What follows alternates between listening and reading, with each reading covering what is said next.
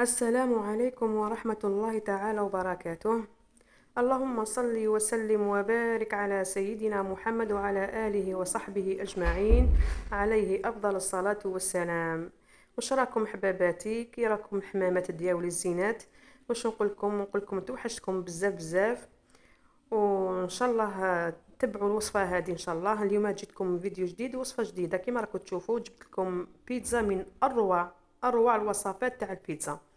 واش نقول لكم البنات عن جد يعني، جربوها وعلى بالي بلي راح تعجبكم، وراح ترجعوا لي في التعليقات ان شاء الله يا ربي.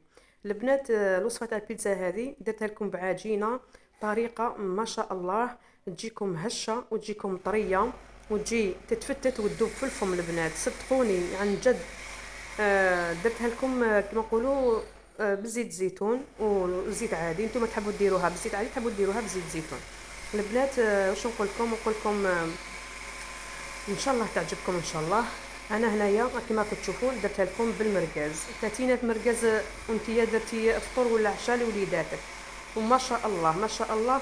وهذه الوصفه هذه كما نقولوا المقادير هذوما خرجوا لي 4 خبزات يعني كبار ما شاء الله تاع البيتزا، يعني تاكلي وتوكلي. البنات واش نقول لكم نخليكم مع المقادير وطريقه التحضير. وهنا حماماتي كما راكم تشوفوا. حنبدا لكم انا بلاصوص. انا هنا واش راح ندير لها؟ عندي الطماطم، راح ندير الطماطم تاعي نديرها في الماء تتغلى باش تجيني سهله، وكما نقولوا تجينا كما نقولوا رابيد تمتم، تكون جاهزه. نديروها في الماء تتغلى ان شاء الله، راح نقشروها ونرحوها. لا انا كما كنت تشوفوا البنات، انا درت هنايا الماء يتغلى، راح نضيف الحبات الطماطم تاعي هكا في الماء، ونخلوهم يطبخوا هكا لمده واحد ربع ساعه ولا 20 دقيقه، ورايحين ننزعوهم من الماء، نحوهم من الماء ونقشروهم، ورايحين نربيوهم نرحيوهم مليح، تجينا لاصوص نتاعها تجينا مليح. كي نرحيوها نعاودو نرجعوها للنار، نديروا لها توابل فلفل اسود، وندير لها شويه ملح فقط، ما نكثرولهاش توابل. وهنا البت عندي زيتون اسود للتزيين، عندي هنا جبن هذا باش نرابيوه، وعندي هذا جبن كذلك شيدار نوعيه رفيعه، هذاك اللي كما نقولوا حنايا كيدوب يولي يتكسر يتجا عندنا. وهنا عندي جبن المربعات هدايا ثاني راح نزينوا به ثاني في الخبزه تاعنا ان شاء الله يا ربي. راح نديروا قلنا نديروا خبزه، نديروا بيتزا كوفر. وهنا عندي ثاني البيض، راح نسحق البيض في العجين. حنا شو راح نديروا هنا البنات؟ انا راح نحضروا العجين كيف نجيبوا فاش نخدموا الباسينه ولا ريسيبيون تاعنا، نجيبوا الفرينه ونبداو نديروا العجينه تاعنا. هنا لبت ردت الاناء لحا نوجد فيه العجين تاعي. هنا عندي كاس حليب يكون دافي سخون مليح، ماشي سخون بزاف ماشي فاتر. عندي كاس ماء كذلك دافئ، وعندي هنايا نصف كاس زيت. انا درت خليط بين زيت الزيتون ودرت خليط بين الزيت عادي، نصف كاس. فوالا. وهنا عندي ملعقه كبيره تاع خميره الخبز، وعندي ملعقه صغيره سكر، نضيفوهم هكا كامل. راح نخلط الخليط ديالي. هنا نخلط الخليط ديالي مليح هذا. هنا شنو راح نزيد نضيف كاس فرينه اللي هو الطحين الابيض، نضيف كاس تاع فرينه، كاس واحد فقط. حنا علاش غنخلو الخليط تاعنا هذا نخلوه يختمر؟ كي يختمر راح نكملوا الوصفه تاعنا. هكذا نذوبوا مليح الفرينه في الخليط تاعنا هذا حتى تذوب لنا كامل الفرينه وتتجانس كامل المقادير تاعنا. كيف شوفوا تحصلوا على هذا الخليط، صدقوني تجيكم بيتزا هذه تجيكم بزاف بنينه. هذه الوصفه هذه طريقه تاعها بزاف بنينه، خاصه كي تكون فيها زيت زيتون. وزيت زيتون كما نقولوا حنايا ماشي كما نقولوا حاجه اجباريه ولا لازمه، اللي عنده يضيف واللي ما عندوش يدير زيت عادي، زيت المائده عادي كما نقولوا حاجه الذوق. انا هكذا واش راح ندير؟ راح نغطيها ونخليها تختمر. انا هنا نغطيها هكذا، نغلق عليها ونخليها تختمر في غرضها. البنات انا هنا الملح ما درتش الملح حتى تخمر لي العجين تاعي. لو كان ندير الملح في البدايه ما راحش يخمر معايا الخليط تاعي مليح. نخلوها ترتاح وتختمر، وراح نكملوا الوصفه تاعنا. هنا انايا راح نشوف، شوفوا واش طلعت معايا العجينه ديالي. زاد شوفوا في ضعف الحجم تاعها، شوفوا هاك تشوفوا كيف تضاعف الحجم تاعها. انا هنايا راح نجيب الفرينه وراح نكملوا العجين. هنا راح نضيف انا ملعقه صغيره ملح، نضيف ملعقه صغيره ملح هكذا، نخلطوا باش يذوب معنا الملح. ورايحه نضيف الفرينه تدريجيا حتى نحصلوا على عجينه لينه هكذا.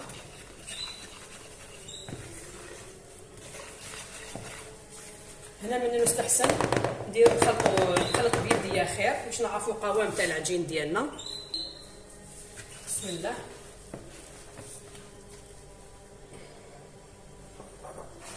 ما نديروش الفرينه تاعنا نقولوا ضربه واحده، نديروها تدريجيا حتى نحصلوا على العجين اللي رانا نحوسوا عليه. فوالا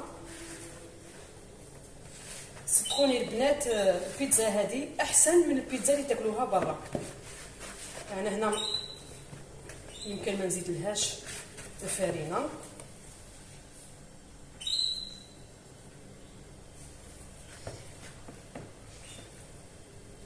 يجيكم تحصلوا على عجينه تلاصق، هذيك هي ما تخافوهاش. فوالا نحطوا العجين تاعنا ورايحين نخدموا عجينتنا.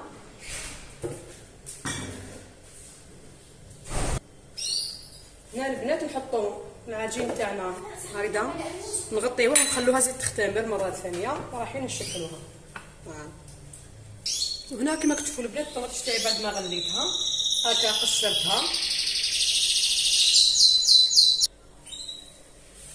قلنا نحي لها القشور. دوكا واش راح ندير؟ راح نقطعها هكا الى قطع صغيره ورايحه نرحيها بالبغان ديالي، يعني وجداتو هنايا نقطعوها كامل هكذا رايحين نرحوها تولي لنا صوص خفيفه.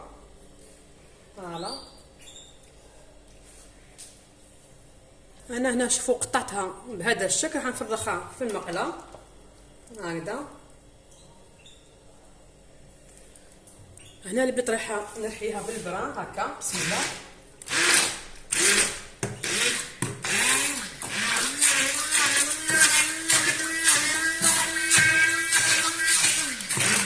نرحوها حتى تولي لنا معجون.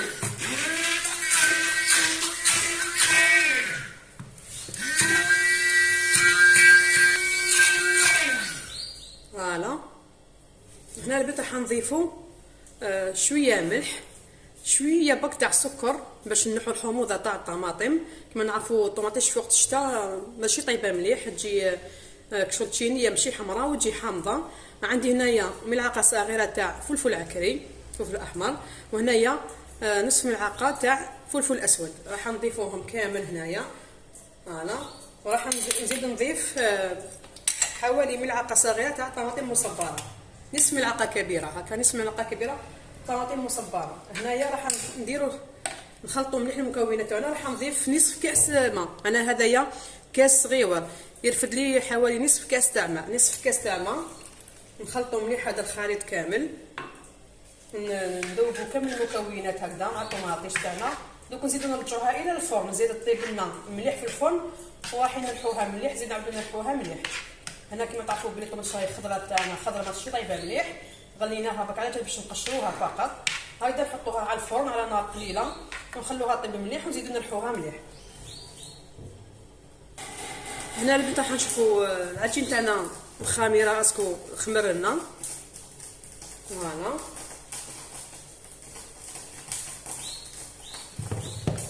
هكذا.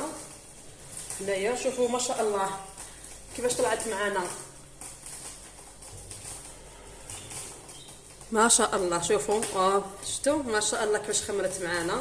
رايحين نهبطوا بها الخمور هكذا، نحوها ورايحين نقسموا العجين تاعنا الى خبزات صغيره. بسم الله.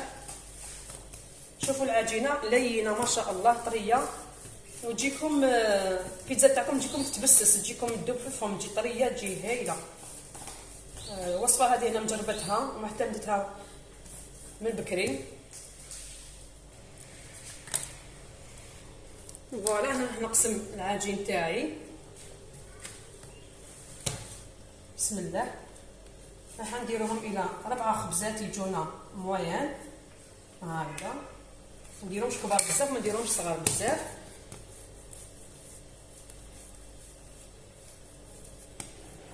هذا الشكل الخبزات تاعنا بهذا الشكل. شوفوا كيفاش تبان العجينه، تبان رخوه، تبان طريه ما شاء الله. هكذا شكلهم كاع كيف كيف ونخلوهم يرتاحوا. فوالا هاي العجينه اللي تحصلنا عليها، تحصلنا على 4 كرات.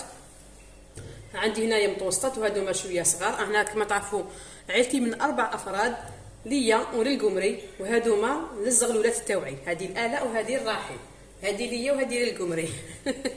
انا شو راح ندير البت هنايا؟ راح نغطيهم ونخليهم يرتاحوا. هنا نرشوهم شويه فرينه هكذا ونخلوهم يرتاحوا. هذا باش ما كنغطيهم ما يتلاصقوناش. خلوهم يرتاحوا لمده 5 دقائق. نبقاو نخمروا لنا. رايحين نشكلوا البيتزا تاعنا كيف كيف تكون طابت لنا لاصوص. فوالا هكذا نغطوهم ونخلوهم يعاودوا يخمروا. هنا البنات هي خمرت معايا. شوفوا الله يبارك كيفاش طلعوا ما شاء الله. انا هنا راح نبدا نشكل البيتزا ديالي. هنا البنات عندي زيتون اسود للتزيين. عندي هنايا المرقاز، راح نديرها لكم بالمرقاز، ما حطيتوش في كما نقولوا في المقادير مع الاول وكامل. عندي هنايا هذا جبن خاص بالبيتزا اسمه نابولي تاع بيتزا، سبيسيال تاع البيتزا. هنا عندي شويه شيدار يعجبني نديرو، نزيد نديرو في الاضافه. علاش؟ كيجي هكذاك كيدوب يجي يتجعد. وعندي ثاني هنايا هذا الفرنوت قلنا تاع المربعات، هذا تاع المربعات راح ندير وحده بالمعجون تاع المربعات. وهنايا عندي حبه بيض هذه باش ندير بها في الاطراف تاع البيتزا تاعي باش تجينا حمراء وتجينا شابه وتبقى لنا طريه. هنايا راح نفد العجين تاعي نخلي نحطهم هنايا في الصينيه هكذا، نغطيهم باش ما ينشفوليش وما يبسوش، ما نديرليش هذيك القشره من الفوق. راح ندي وحده ونخدمها. البنات انا هنا راني شاعله الفرن تاعي، شعلته على درجه 180 درجه، شعلته من فوق ومن تحت. راح نقيم البيتزا تاعي من فوق ومن تحت.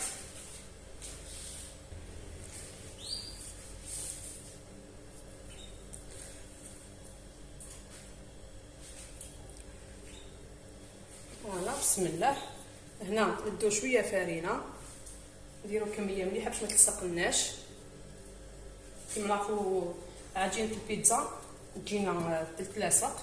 هكذا راح نفتحها. ما نخلوهاش خشينه بزاف وما نرقوهاش بزاف. فوالا نفتحوها هكذا.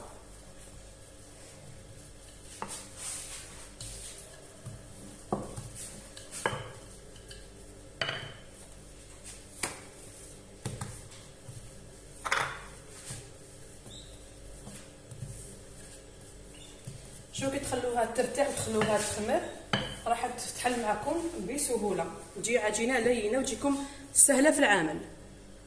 هنا بغيت تشوفوا لاصوص تاعنا كيفاش جات معنا.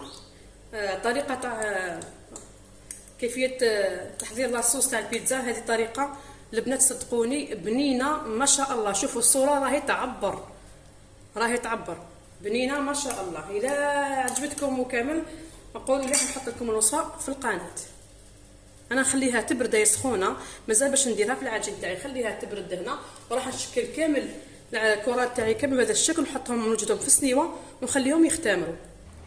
هنا البنات شوفوا ما شاء الله خليناها ارتاحت، زاد خمرت معنا العجينه تاعنا. حنا هنا واش راح نديرو نبداو بلاصوص ان شاء الله تكون الصوره واضحه. فوالا نبداو بلاصوص.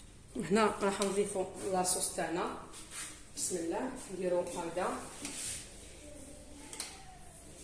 ونمشيوها. شوفوا ما شاء الله جاتنا لاصوص ما شاء الله شحال خفيفه وتمشي لنا بسهوله. انا راح نقسمها على 4 باش تكفيني. انا عندي 4 خبزات تاع بيتزا هكا. فوالا شوفوا ما شاء الله جاتنا لاصوص روعه صدقوني. بنينه بنينه بزاف بزاف هادي لاصوص جات بنينه وفيها طعم روعه. جربوها بهذه الطريقه اللي وريت لكم الوصفه كيفاش. اذا تحبوا نعاود لكم الوصفه وحدها بلا ما ندير معاها هذا كما نقولوا وصفه البيتزا معاها نعاودها لكم ما كاش مشكل نحطها لكم في القناه. البنات اللي وصلت معايا لهنا شنو نقولها ما تنسايش تضغطي على زر الجرس ديري عفوا نقولها تضغطي على ونشكر كل المتتبعات تاوعي الوفيات ليا. فوالا نقدم وجدد اللي دخلوا معنا نقول لهم مرحبا بكم اهلا بكم في عائلتكم. ونقول لهم ما تنسوش ديروا اشتراك في القناه وضغطوا زر الجرس هكا باش يوصلكم كل جديد. دونك هنا باش راح ندير انا هنايا رايحه نضيف المرقاز تاعنا. نجيبوا المرقاز رايحين نضيفوا المرقاز. انا هنا راح نحط هكذا القطع تاع المرقاز هكذا.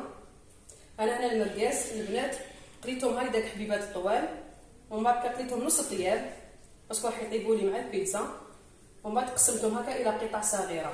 فوالا وهنا خليتهم شوفوا بشويه ليدام تاعهم. هذا اللي جمد ليدام تاعهم يجينا بنين يجينا البيتزا تاعنا بنينه بالليدام تاع المرقاز.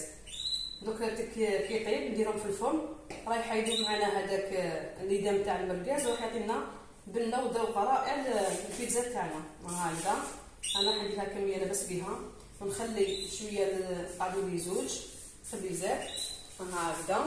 شوفوا تجينا روعه. دوك انا واش راح نزيد نضيف هنا راح نزيد نضيف الزيتون الاسود هكذا. بسم الله الزيتون الاسود هكذا. صدقوني البيتزا ولا غير خاملي تاكلوها برا عند البيتزيريا. جربوها. انا هذه الوصفه عطاها صديق الزوج تاعي من باب الواد يخدم بيتزيريا. فوالا عطاني الوصفه تاع قلب اللوز وعطاني الوصفه تاع الكرامطيطه هاي عندي في القناه. في قلب اللوز مازال ما درتش الوصفه تاعو. اللي حاب تشوف الوصفه تاع الكرامطيطه بنينه بزاف بزاف تشوفها راهي في القناه. هنا البنات ما نكثروش بزاف على خاطر راح تجينا هنا نقسموها. فوالا البنات هنا واش راح نديرو دوكا ديك راح نجيبو الجبن. انا وحده راح نديرها بهذا الجبن المربعات.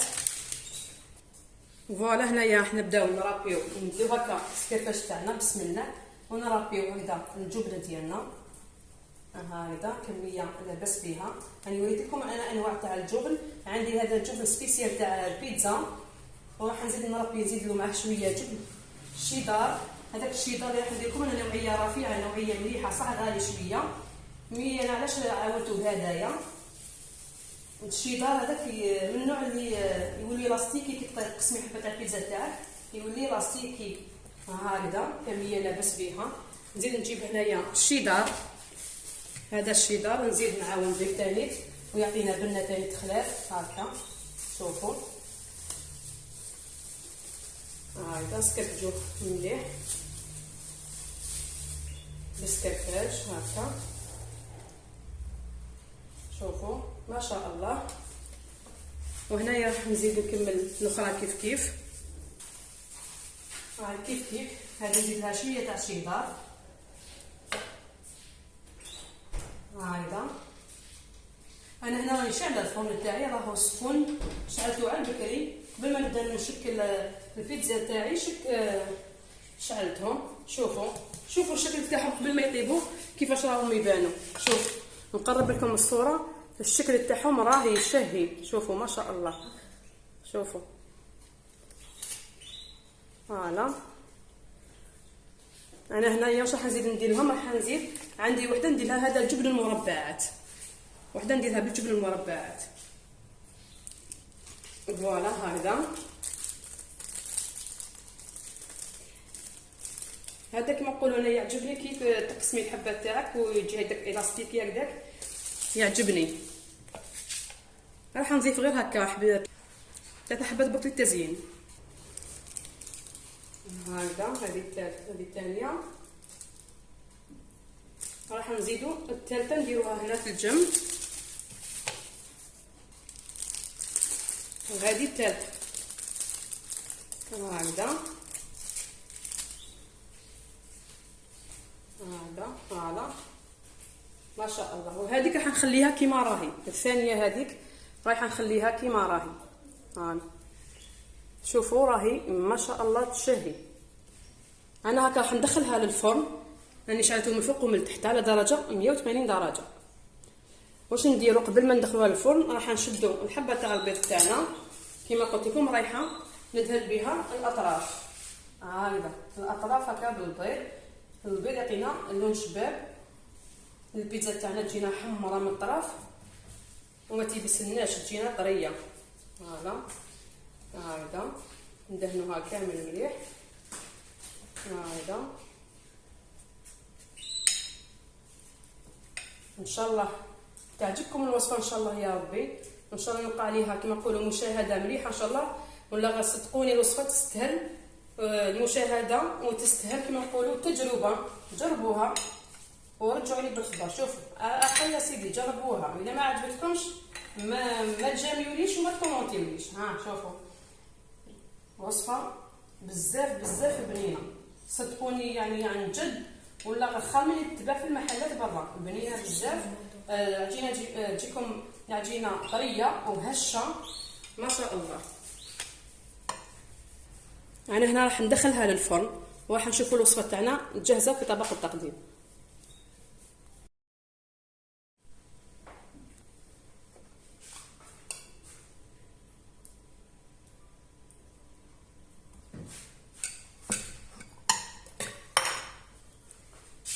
هنا هذه الثالثه نكملهم كامل هكذا.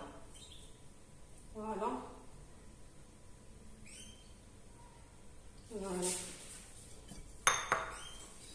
هنا عندي المرقاز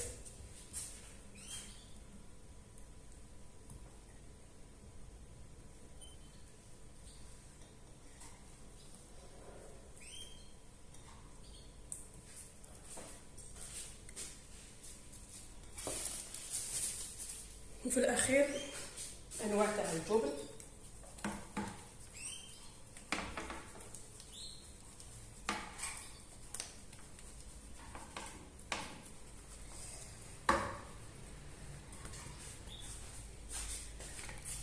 قليل من الشيدر.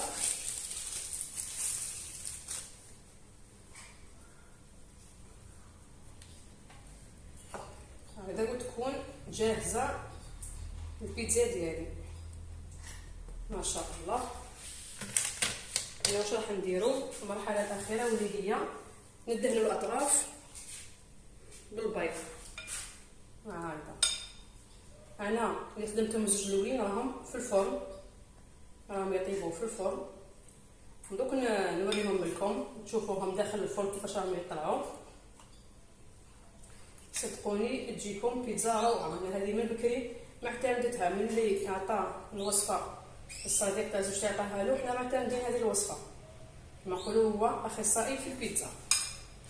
فوالا البنات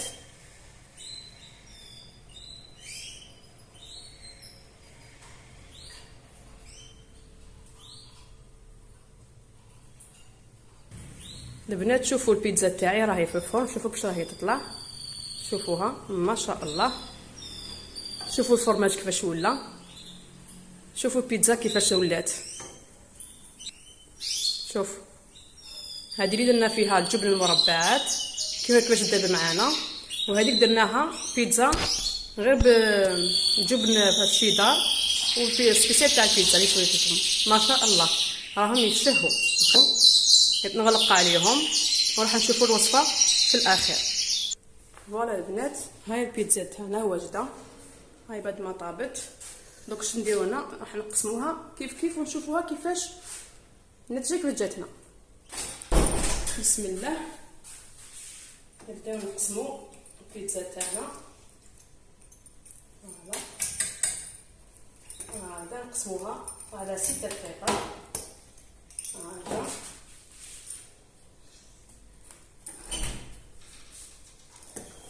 نزيدوها هكا في الوسط كذلك هكذا. صدقوني جات ما شاء الله البنات. انا هنا راح نرفد معكم حبيبه. بسم الله. شوفوا البنات بيتزا ما شاء الله. شوفوا كيف جاتنا السخونه مانيش قادره نقسمها. شوفوا ما شاء الله جات روعه. صدقوني جربوها رايحه تعجبكم ما شاء الله. بسم الله.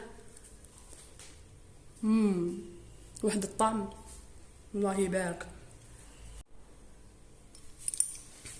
فوالا هذه سلوى الاخيره البنات. هذا نقسموهم كامل هكذا ما شاء الله.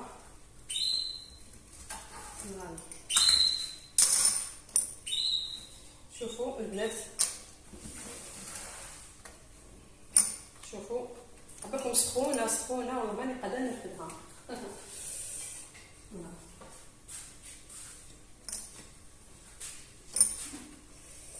شوفوا البنات ما شاء الله البيتزا تاعنا تاع نهار اليوم سخونه بزاف ما قدرت لهاش.